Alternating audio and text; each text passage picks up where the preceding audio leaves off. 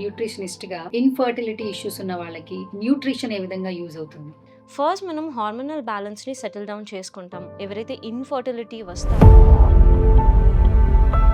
ఇది తెలిసి కూడా ఈ లైఫ్ స్టైల్ హ్యాబిట్స్‌ని మనం చేంజ్ చేసుకోము.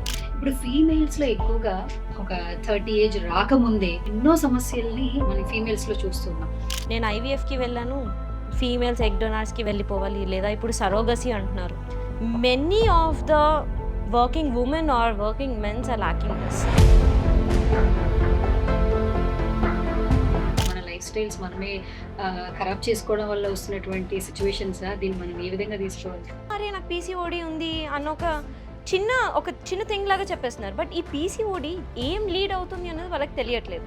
ఒక పెద్ద మెత్త అయిపోయింది. ఏంటి అంటే నాన్ వెజిటేరియన్ అనగానే జస్ట్ నాన్ వెజ్ తీసుకుంటే ప్రోటీన్ వస్తుందంటే కాదు. Technology is very good, it will help you, but don't mislead that. ఇదంతా మనకి ఎవరు నేర్పించారు?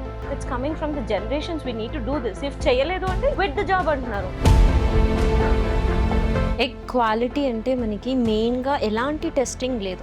మిస్‌క్యారీ అనేది నిజంగా ఆడవాళ్ళలో ఏదైనా చిన్న చిన్న తప్పులు చేయడం వల్ల వచ్చినటువంటి ఇష్యూస్ అంటారా? మీది మీరు క్రియేట్ చేసుకుంటున్నారు. ఓల్డెన్ డేస్ లాగా చేసిన ఫిజికల్ యాక్టివిటీ మనం చేయట్లేదు ఇక్కడ. Fertility centres are not mean for the PCOD patients.